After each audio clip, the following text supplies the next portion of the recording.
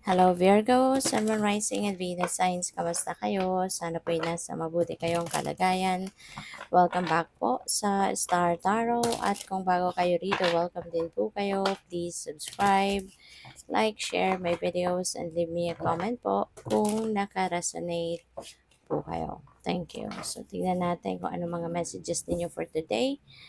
We have the Queen of Cups. And so, siguro, Virgo, you have someone in your life, no, na someone, female, very intuitive, very sensitive, malakas din ang psychic ability nito, just like you, very empathic, at nandiyan siya lagi, no, sa tabi mo, nandiyan siya lagi to guide you, to to encourage you, to support you.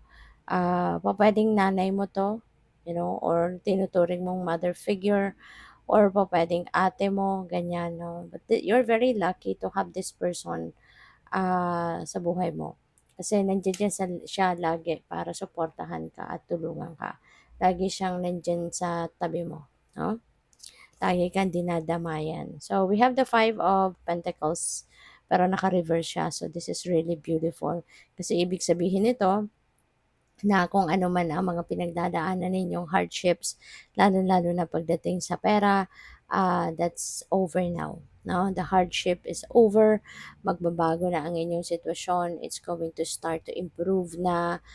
Kung sa pera nga ito, magiging mas maluwag na ngayon ang sitwasyon mo pagdating sa pera, mas makaka-recover ka na, your financial situation will be healed, at yun, so patuloy ka lang na magsikap, mag-persevere, magpatuloy ka lang na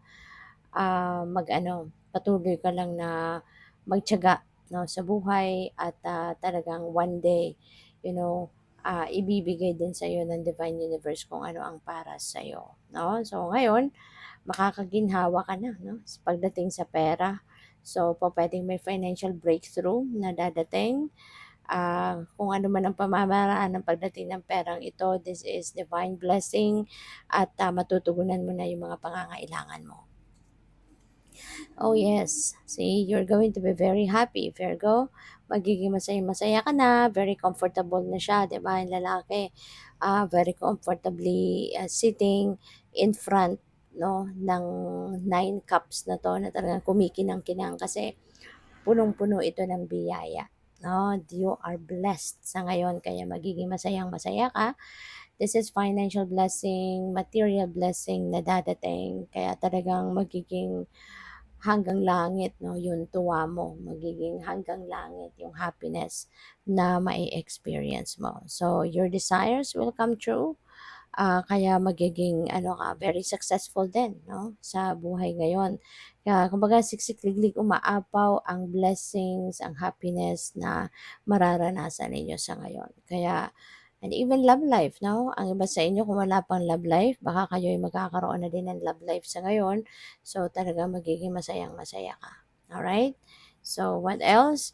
Si Nine of Cups din, ano yan wish fulfillment energy. Kaya kung ano man yung mga wishes mo, ano man yung mga dreams mo, ano man yung mga goals mo, maaari din na yan ay mag-come to fruition na at this time. No? So, that's really beautiful. So, we have the Five of Cups. See, Five of Cups, this is sadness. This is, siguro, nakakaramdam kayo dito ng despair.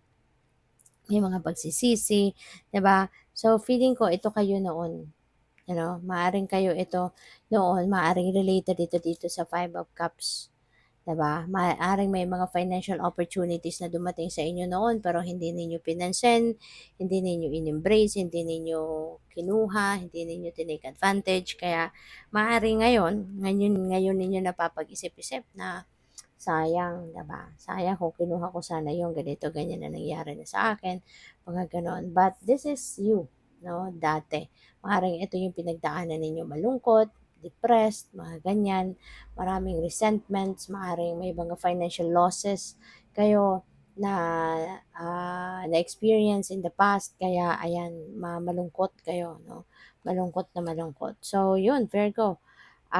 But now, you are moving forward or moving on from that pagsisisi, from that situation. Kaya nga maging masayang-masaya ka na. So, this is a huge blessing coming your way.